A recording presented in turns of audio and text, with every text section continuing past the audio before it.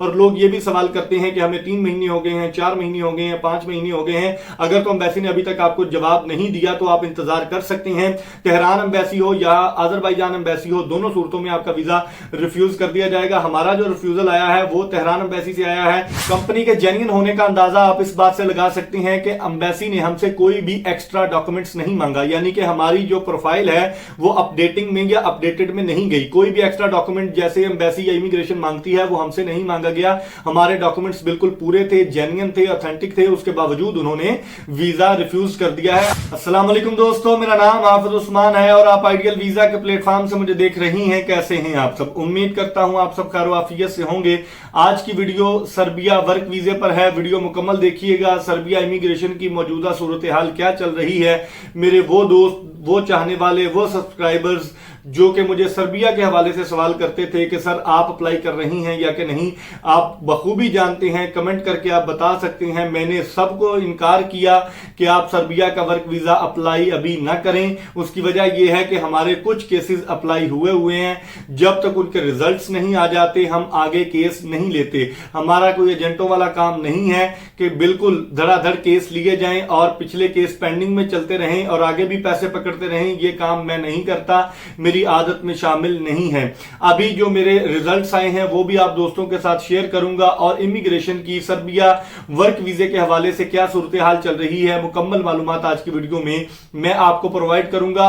और जो लोग नए केसेस अप्लाई करना चाह रहे हैं वर्क वीजे के हवाले से वो करें या ना करें, किन सूरतों में आपको अप्लाई करना चाहिए और किन सूरतों में आपको इससे बचना चाहिए, तो वीडियो मुकम्मल देखेंगे तो आपको इस बात का आइडिया हो जाएगा। आप लोग बखूबी जानते हैं कि शेंजन में हर बंदे का जाने का ख्वाब है पाकिस्तान से। शेंजन वीजाज में पाकिस्तान को बहुत ज्यादा दिक्कत का सामना करना पड़ रहा था, है और रहेगा। और आने वाले दिनों में ये मुश्किलात और बढ़ जाएंगी क्योंकि उनको आइडिया हो गया है कि इनको अब हमने एशियन कंट्रीज के रिहायशियों को कैसे हैंडल करना है।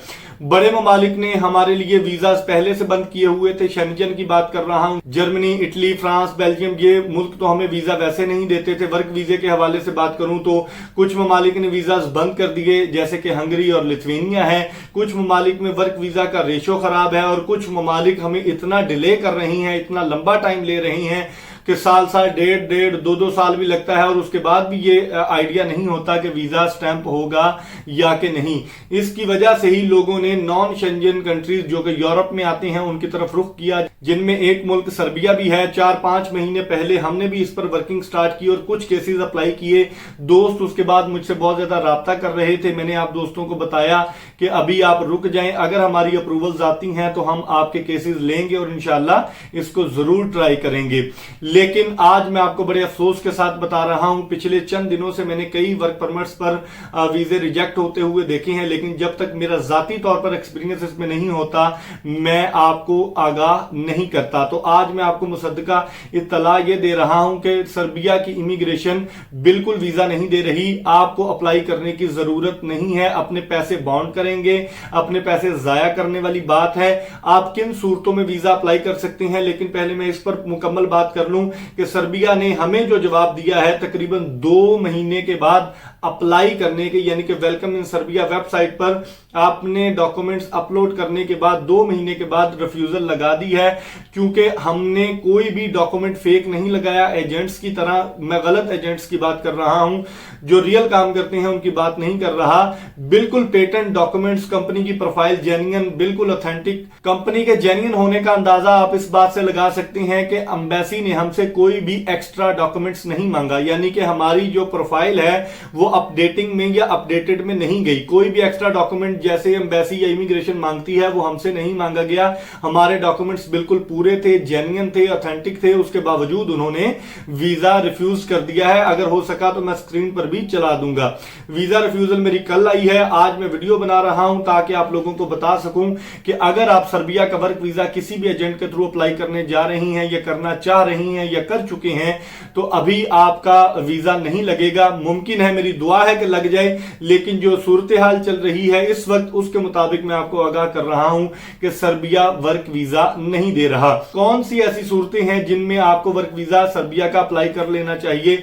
अगर किसी भी एजेंट, किसी भी कंसल्टेंट के थ्रू वीजा आप अप्लाई कर रही हैं और वो आपको सारी सर्विसेज वीजा लगने के बाद पेमेंट आपसे ले रहा है, सर्विसेज पहले दे रहा है, तो बिल्कुल आप अप्लाई कर सकते हैं, क्योंकि इसमें आपका रिस्क जीरो है, आपके पैसों का ज़िया नहीं होगा।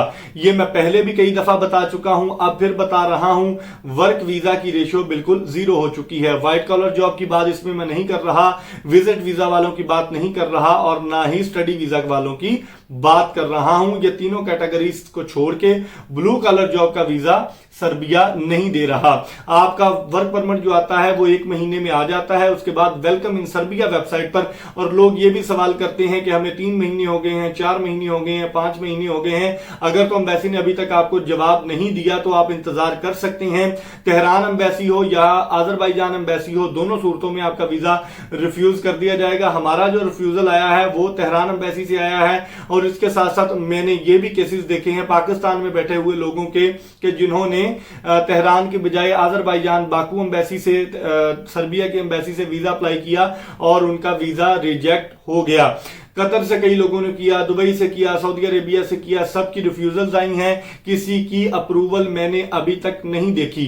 कोई भाई आपको, कोई एजेंट, कोई कंसल्टेंट आपको डन बेस पे ये सर्विसेज ऑफर कर रहा है और आप मुतमईन हैं कि ये बंदा आपको वीजा लगवा देगा, टाइम आपका जाया नहीं होगा, तो आप बिल्कुल अप्लाई कर सकते हैं। सिर्फ यही एक सूरत है, इसके अलावा और कोई सूरत नहीं है। विजिट वीजा वालों के लिए बिल्कुल ऐसे ही वीजे ओपन है, उनकी अप्रूवल्स आती हैं। सी कैटेगरी में वो वीजा होता है, डी कैटेगरी का वीजा वर्क वीजा होता है। 90 डेज से कम का वीजा आपका सी कैटेगरी का वीजा होता है, जो कि visit visa, tourist visa, medical visa, business visa, किसी भी कैटेगरी में आप इसको गिन सकते हैं। और जो 90 डेज से अबव का वीजा होता है, जो कि 6 महीने का आपका इन्विटेशन आता है सर्बिया का वर्क वीजे का, वो आपका डी कैटेगरी वीजा होता है। इसी तरह स्टडी वीजा का भी यही हाल है, और हाईली क्वालिफाइड लोगों का भी यही होता है कि 6 महीने या 1 साल का वीजा आपको दिया जाता है। स्टडी वीजा की रेशियो बेस्ट चल रही है सर्बिया की, वो आप बिल्कुल अप्लाई कर सकते हैं। हम काम उसका नहीं कर रहे।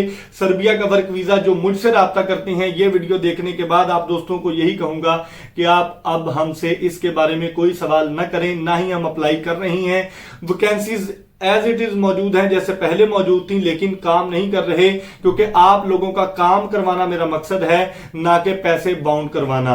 तो मैं उम्मीद करता हूं आपको सारी बातों की समझ आ गई होगी।